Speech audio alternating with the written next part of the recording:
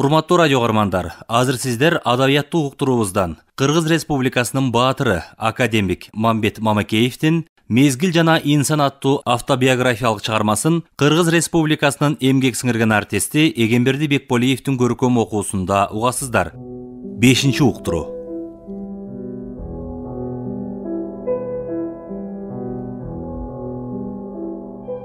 Салимеже физикадан берчү. Маселе чыгарып келатып, жаңылып чыгара албай калса, ошол замат токтотчу. Эртең деп. Аркы жергезде сиңдиси Рабига дагы физикадан окутчу. Экөө бир жашашат. Сиңдиси түнкүсүн чыгарып берип, үйрөтүп, эртеси Салимеже бизге чыгарып берчү. Ордобаев деген мурутчан, мурутунан жылмайып күлгөн, какшык сөздү көп айткан киши эле. Бул дагы тарыхтан берчү. Бизге жөөлөй бергиле. Тажаганда өзүм токтотом деп калчу. Кийин чоңойгондо барсам, пошточу экен. Ал жаны калбай учурашып, элден уксам, мени ар дайым мактап жүрүп, кайтыш болуп кетиптир. Ишмухамбетов агай жашы өтүп калган киши эле. Химиядан берчү. Формула чыгарып жатып жаңылып кетсе, шашып, жеңи менен өчүрүп жиберчү. Математикадан жаңы эле армиядан келген Бари деген калмак окутчу. Бул киши бизге сабагын дурус билгендей эле көрүнчү. Бүтүп атканда, мамлекеттик экзамге келгенде, конвертти 1 саат калганда ачат эмеспи? Ачты. Биз күтүп отурабыз. Мына чакырат, ана чакырат деп. Чакырбайт. Кечке күтүп, кечинде таратып жиберди. Бале болду. Эмне себеп болду экен? Деп биз сарсанага түшүп, эртеси мектепке эрте келдик. Ак булуңдун мугалимдерин чакырып келишиптир. Анда берилген маселени булар да чыгара алышпады. Түштөн кийин Пржевальскийдин Киров мектебинен орус айылы келди. Ошол чыгарып берди көрүнөт. Баарыбыз эле капталыбыз күйгөн балдарбыз. Сездик чыгара албай атканын. Себеби бирөө дагы жогорку окуу жайын бүткөн адис эмес эле. Мен директор агайыма кирдим. Агай, биз кирбейбизби экзаменге деп. Анда эмне болуп кетти дейт. Мугалимдер 2 күндөн бери өзүлөрү чыгара албай атса, биз кайдан чыгарабыз? Десем күлүп жиберди. Кантип билдиң чыгара албай атканын деп. Агай, бизди алдоого болбойт. Бизге кыйын турмуш баарын үйрөтпөдүбү дедим. Агайым чындыгында мени жакшы көрчү. Мугалимибиз Бари дагы турду эле, ал агайым мени колумдан алып, жүрү, экөөбүз сүйлөшүп келели деп эшикке алып чыкты. Эй, Мамбет, чыдай турбайсыңбы? Ушундай болуп калды. Татаал суроо экен. Эми оозуңардан чыгарбагыла. Биз даярдап беребиз. 2 саат отуруп, шашпай көчүрүп алгыла. Деп турбайбы?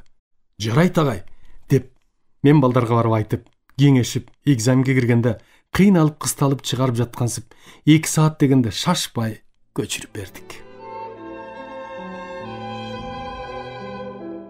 Дагы бир калмак агайыбыз армиядан келген. Колу буту соо, бизге физкультурадан сабак берип калды. Кыштын күнү кар калың, суук. Бул агайыбыз физкультура болсо эле баарыбызды короого алып чыгат. Жат, сойло деп. Ушундан башка үйрөткөнү жок. Күнүгө эле ошо. Болгону бир тери тонубуз, тери шымыбыз, жоон кийиз чокойбуз бар. Жатып, сойлоп жүрүп, тонубуз сууга чыланып, тытылмай болду. Дагы эле ошо көнүгүүлөрүн жасатат. Бир күнү мен туруп басып кеттим. Кайда? Дейт агайым. Бу сиз жат, сойло дегенден башка сабак билбейсизби? Мен эми жатпайм. Могул жаман тонум чыланып, катып айрылса, эмне кылам? Эмне кийем? Деп жооп бердим. Барып эле директорго арызданыптыр. Мамакеев баш ийбей атат. Калганында бузуп атат деп. Директор агайым чакырып, эмне болду? Эмне мугалимге баш ийбей басып кетесиң? Деп сурады.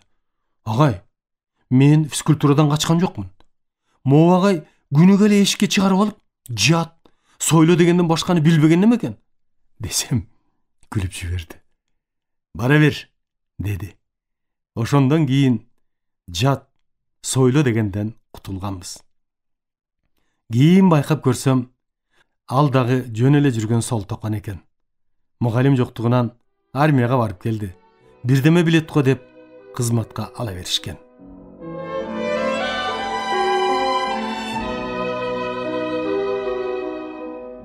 Бүтүп атканыбызда Мамлекеттик экзаменин алдында Пржевальск институтунан мугалим Исаев Нурдин деген келип калды. Кийин билсем, бизде толук эмес жогорку билимдүү жалгыз ушу Исаев экен. Өзү жаш. Тарых боюнча экзаменде биздин баягы агайыбыздын жөөлүй бергиле, тажаганда өзүм токтотом деген сөзү эсибизде. Ошентип жөөлүй баштаганда эле Исаев жок, туура эмес айтып атат дейт.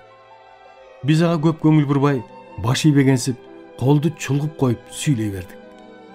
Бул чатак кыла баштады. Эчтеке билбейт. Анын оюн көп укпай комиссиядан өтүп кеттик. Бүткөндө колдон келишинче банкет уюштурдук. Эсимден кетпейт. Ошондо кийим жок.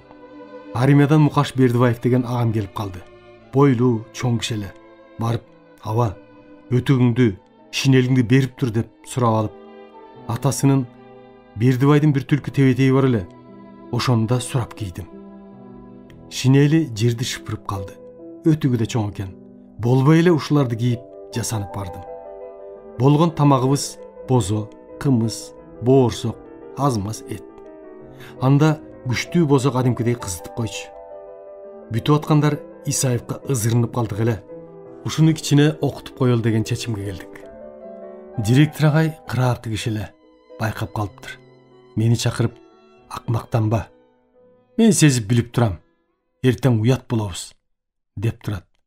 Жок агай, деп жоотко тумуш болуп койдум. Агай сезди. Бир убакта карасак, Исаев жок.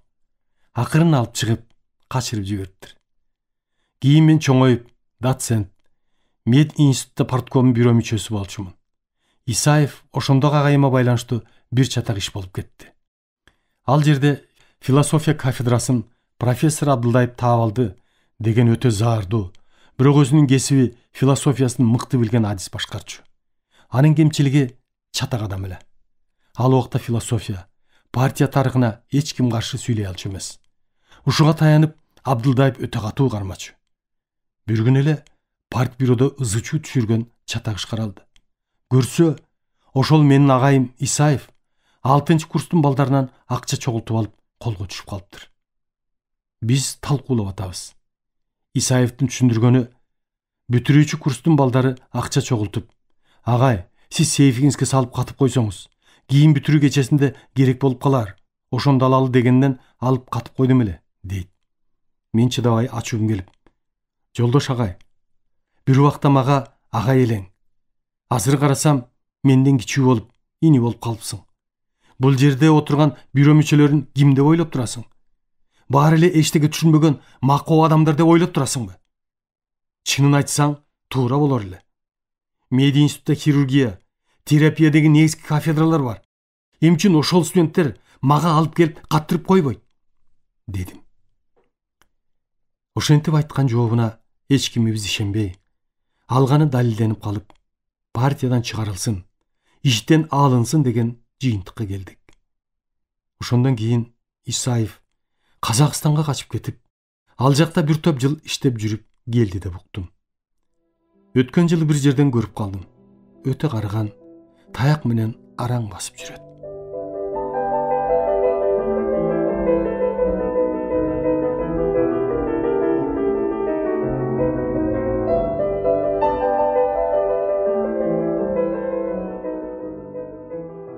Эми окууну бүтүп атканда Фрунзеден бир орус аскер кишиси келип, бизди чогултуп, мен мед институтта аскердик кафедрада мугалим болуп иштейм. Келгенимдин себеби, деп медицинага өтүүгө үгүт жүргүзүп, мактап жактап, жакшы жагын айта баштады. Ким мед институтка баргысы келет, мага жазылгыла, деди. Ошол эле замат мен биринчи болуп жазылдым. Башкалары бирөө дагы макул болгон жок. Ошондон кийин мен беркилерди үгүттөй баштадым. Чогуу кетели деп. Бирөө дагы макул болбоду. Үйлөрүнө, ата-энесине айтса керек. Бир күнү эле Агорат жактан Саякбай абышка басып келип, сөзү жок кепке келбей эле таягы менен мени жоңго бир чапты. Мен чочуп кетип, "Чоң ата, сизге эмне болду? Эмне кылган күнөөмө чабасыз?" десем, ачуусу келген мурду бучук киши эле. Кинкилдеп дагы качырып кирди. Мен кача бердим. "Сен кетчү жагыңа өзің кете бер. Менің баламды Турдубекті азғырба, дейт. Ошонда түшүндүм эмне үчүн чапканын. Чоң ата, мен жөн эле чогуу барып окусун деген болчумун. Барбаса барбасын. Аны Турдубек дебей эле Турдукан дечү элек, дебедимби? Мен дагы ачуум келе түшүп, сенин балаңды мен катынды калып бараткан жокмун, деп айтып качтым. Андан кийин чогуу бүткөн Алыке Кулукеевди дагы азгырдым эле. Дагы Кулуке, Мукамбет деген эки атасы келип, экөө тең атчан кубалап сабаган аз калды. Айткан эле, балабызга жабышпа, кетчү жаңа өзүң кет деген сөз. Андан кийин Бекболот деген жоош, жакшы абышка эле. Бул киши тигилердей ачууланбай, сабайым дебей акырын, "Эй бала, Абдыга жабышпа, ал барбайт", деп коюп кетти. Ушинтип бирөөнү дагы үгүттөп макулдата албай, өзүм жалгыз жөнөдүм.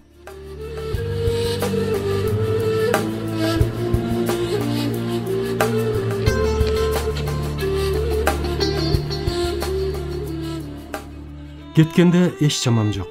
Кийим кече, жол кире табуу өтө кыйын. Айтпадымбы? Өтө кедейлик деп. Акчанын жытында көргөн эмесмин. Бая колхоздо ушунча жакшы иштечү элем. Башкарма кетерде эки араба кара сулуу чөп берип, ушуну пржевальскийге алып барып, базарга сатып, ошонун акчасына бир шым. Ал да боелгон эмекен. Кийин этиме боёгу чыгып, булгап жүрдү. Бир көйнөк, бир тапчыкка сатып алдым.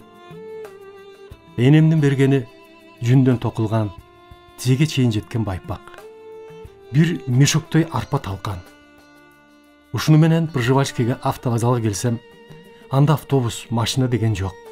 2 күн ошол автовокзалда таштын үстүндө машина күтүп отурдум. Отуруп, кез-кез уктап кетем. 2 күндөн кийин бир жүк тартуучу машина, полуторка деп койчу эле, ошол келип калды. Үстүндө киши толтура. Мени алды. Болгон оруну машинанын бурчунда керосин куйган бочкасы бар экен. Чынжыр менен байланган. Ошол бочканын үстүнөн орун тийди. Кетип баратабыз. Тоң жак экен, кийин билсем. Машинага деле биринчи жолу түшүшүм болсо керек. Пржевальскийдин деле 1-2 жолу жүйө 3 тоо көтөрүп келип сатып көргөм. Андан башка жака биринчи жолу чыгышым. Кубанып, сүйүнүп, чынжырды бек кармап баратам. Себеби бочканын үстүндө бийик отуруп, бардык жак сонун көрүнүп, көрүп баратканым эле куштармын.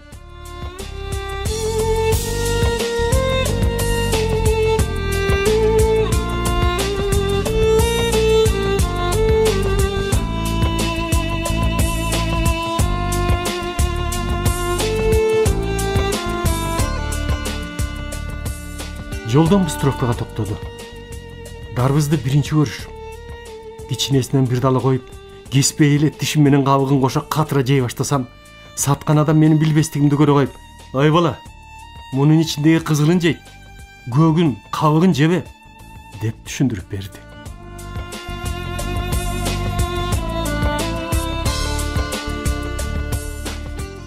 Энем Батыйды бир күндө эсимден чыгарбайм. Энемдин кайтыш болгондон бери 28 жыл өттү. Аман болсо 111-ге чыкмак экен. Энем раматлык бой кичине, толук эмес, орто бойлуу, өтө жоош, сыпайы, оозунан жаман сөз чыкпаган, бир калыпта жүргөн, баарына чыдаган укмуш адам эле. 17 бала төрөгөн. Ошондон өлүп отуруп, азыр үчөөбүз барбыз. Улуусу мен 85-ке чыктым. Карындашым Упаш 80 жашка чыкты. Бала чакалуу, небере чөбөрөлүү. Иним Абдылда 68 жашта. 4 кыз, 2 уул бар.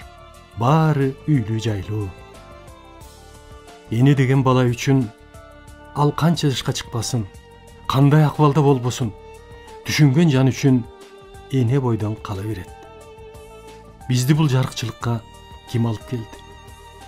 Азап тозоңду туулгандан чоңойгуча тартып, тарбиялап, уядан учуруп, ушул жашка, ушул даражага ким жеткирди? Кийинки муундарга ен атасы бар адамдарға мен улуу катарында, врач катарында көргөн билгендеримен айтып берейин. Мүмкүн ойлонуп каларсыңар. Мен деле асмандан түшө калган жокмун. Ким элем? Ким болдум? Энемдин теңдешсиз эмгеги, тарбиясы менен 60 жыл врач-хирург болуп иштеп келатам. Энеге байланышкан турмуштук окуяларды өз көзүм менен көрүп, угуп, күбөмүн. Бизге кечиктирилгис хирургияга жашы улгайып калган эн ата көп түшөт. Кээ бирөөлөрү кыйналып, оор операция жасалып атса да, балдары келип, ал акыбалын сурап койбойт. Тамак аш алып келбейт. Кээ бирөөлөрү эстегенде кайдыгер кишидей телефон чалып коет. Аманбы деп. Үй жайын талашып, эн атасы менен соттошуп, эн атасын сабап, бычак менен сайып, мээсинен жарадар кылып жаткандар бизде ар дайым кезигип турат. Эми ушундай айбандарды дагы ошол энеси төрөп чоңойткон. Көргөн күнү ушул. Эгерде баласы оор акыбалга түшүп калса, энеси байкуш канатын сууга салып, ал жайын сурап, күн-түн дебей баласынын тегерегинде чуркап жүрөт. Бир эле мисал айтайын. Андай эсимде калган мисалдар жүздөп саналат. Мындан көп жыл мурун 23 жаштагы бир жигит бир топ кишини автомат менен атып салып качып кетет. Көпкө чейин таптырбай, карматпайт. Артынан аңдыгандар акыры үйүнө келер деп күнү-түнү жашаган үйүн жашыруун кайтаруу калат. Бир түнү келет. Билип калып, дубалдан секире качканда бутун сындыра атышат. Бирогу боорун аралап өтөт. Бизге өтө оор акыбалда алып келишти. Абдан көп кан кеткен. Түнкү саат 2-лерде мен операция жасап аман алып калдык. Оор акыбалына карабай, күн-түнү дебей 2 милиционер кайтарып атышты. Кейпи зыңкыйган эле түзүк жигит көрүнөт. Эми ошол баланын энеси күн-түн дебей оорукананын тегерегинде чырылдап ыйлап жүрдү. Баласына киргизишпейт. Мага келип арыз муңун айтат. Баласына эч жамандык жолотпойт. Ушундай сонун жакшы деп. Баарын айтып боздойт. Баласы көпкө жатып, жакшы боло баштаганда түрмөнүн ооруканасына алып кетишти. Эмне болгонун билбей калдым. Эми бизде мусулманчылыкта эн атасын кароосуз таштабайт эле. Көптөн бери көрүп жүрөм. Дүңкүлдөгөн чоң эле балдары энесин, же атасын карлардын үйүнө жеткизип таштоочу болду. Улардын дагы кээ бирөөлөрүнө операция жасадым. Ой эне, балаңыз бар экен. Кандайча бул жайга түшүп калдыңыз? Десем, эмне кылам? Келиниме, балама жакпай, ашка жүк башка жүк болуп калсам керек. Ошон үчүн бул жайды өтө мактап, 3 маал ысык тамак берет, жатаканасы жылуу, ичинде таза жууркан төшөгү баары бар, ар дайым карап турган өзлөрүнүн врачтары, медсестралары бар деп ынандырышты, дейт. А көрсө, кээсин алдап, бир ыгын таап өткөзүп кетишет экен. Мен ушундай карлардын балдарына, келиндерине сакалдуу катарында, врач катарында айтар элем. Эсиңде болсун. Сен дагы карыйсың. Сен дагы бала чакалуу болосуң. Ошол балдарыңдан так ошондой энеңе көрсөткөндү көрүп кал деп. Турмушта көрүп жүрөм. Энесинин каарына калган бала оңолуп, балдарынан жакшылык көргөнүн. Башыңа келгенде өкүнөсүң. Бирок башыңды койгуласаң дагы кеч болуп калганы жаман. Мен эми ушул жашка келип, чоң ата болсом дагы ушул күнгө чейин энем оюмдан кетпейт. Энемдин ак сүтүнөн кутулдумбу? Актадымбы? Толук актай алган жокмунбу деп ойлоном. А кээде алымдын келишинче актоого аракеттенбедимби деп өзүмдү жубатам. Эми энем жөнүндө эсимде калгандар эч качан унутулбайт экен. Айтпадымбы, 17 баланы төрөгөн деп. Көпчүлүгү өлүп калган. Кийинчерээк эс тартканда деле андай шартта төрөлгөн балдар менимче көпкө жашашмак эмес. Ошол шартка, ошол турмушка көнүп, чыдамкайлар гана аман калса керек.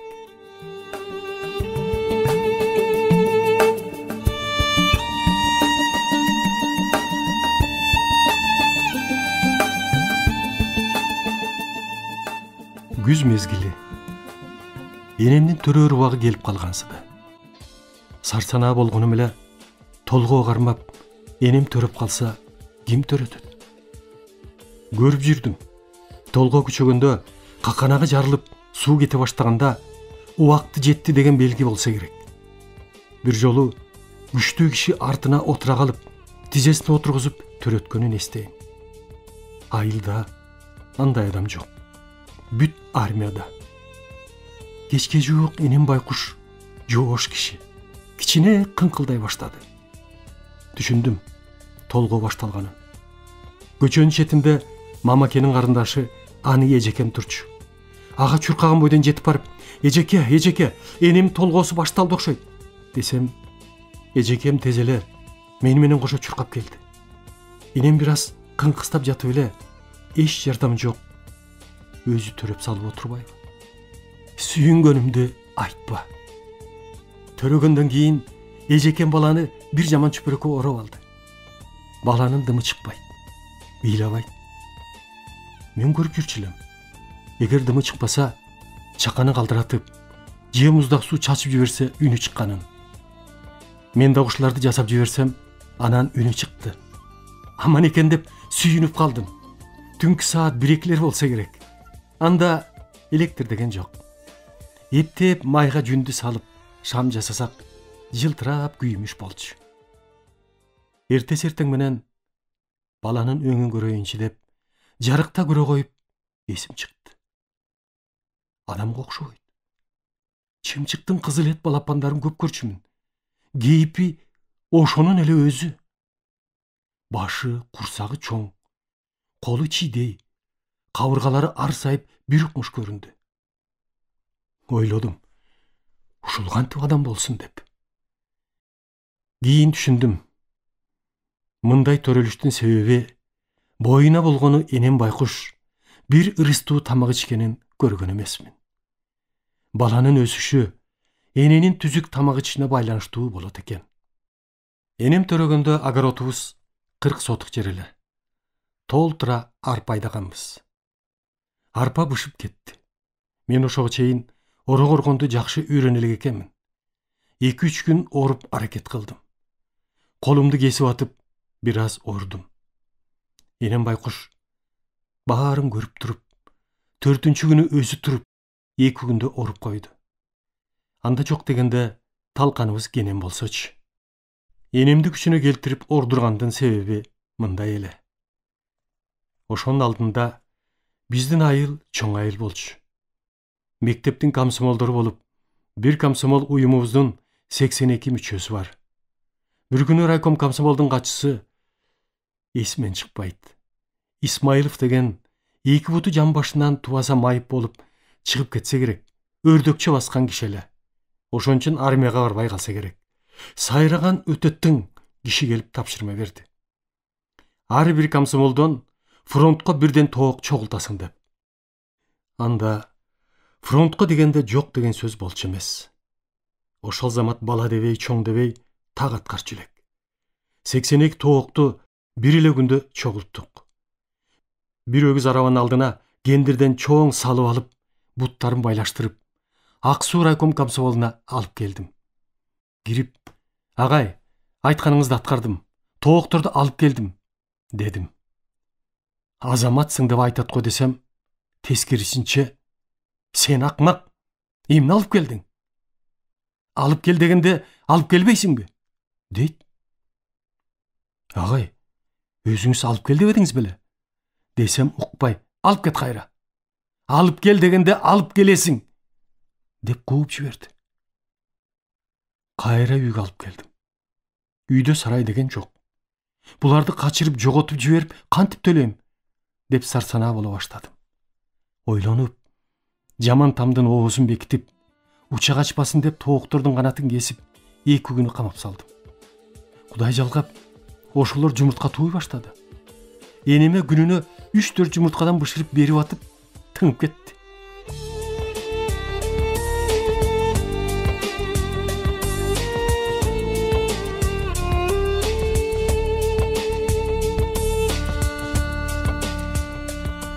Энем байкуш өмүр бою колхоздун жумушун аткарды. Чөп чапмай, эгин ормой, айрыкча апийим убагында иши өтө оор болор эле. Андан башка күн түн дебей үйдүн иши. Ошол төрөлгөн иним айылда. Азыр 66 жашта. 6 баласы, бир топ неберелери бар.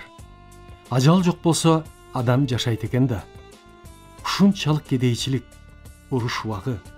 Ушул иним адам болуп аман калганына таң калам. Энемдин ушул баласы кенжеси болуп 7 классты бүтүп, андан ары окубай койду. Эркелетип коюшту. Мен 1946 жылы окууга кетип калдым. Абдылда кийин чоңойгондо колхоздо шофер болуп иштеди. Мен институтту, кийин ординатура, аспирантураны бүткөндөн кийин ассистент, доцент болуп оңоло баштаганда энемди кышкысын Такай шаарга алып кыштатып, жайында айылга жиберип жүрдүк. Абдылда энеси менен ар дайым чогуу болду. 18 жашка келгенде же окубаса, же иштебесе деп армияга жөнөтөйүн десем, военкоматка барып, мед кароодон өтүп эле жарабай калдым деп келет. 1,5 жылда 2-3 чакырылып жарабайт дегенден башка сөз жок.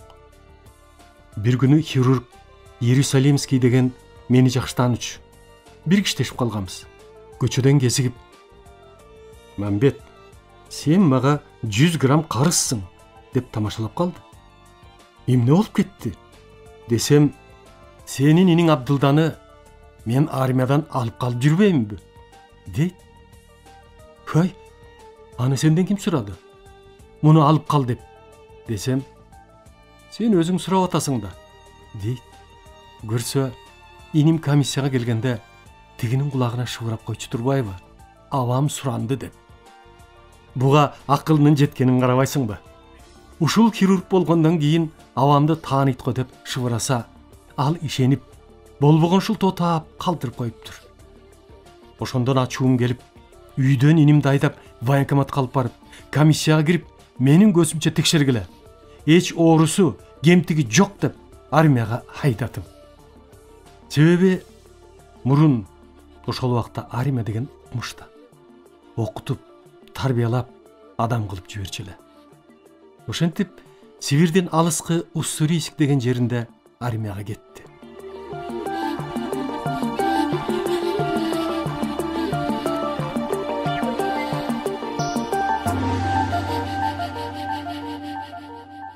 Урматтуу радио угуучулар, сиздер адабияттуу уктуруубуздан Кыргыз Республикасынын баатыры, академик Мамбет Мамакеевдин "Мезгил жана инсан" аттуу автобиографиялык чыгармасын Кыргыз Республикасынын эмгек сиңирген артисти Эгемберди Бекболиевдин көркөм окуусунда уктуңуздар. Көркөмдөп музыкалаштырган Жыргал Аманова.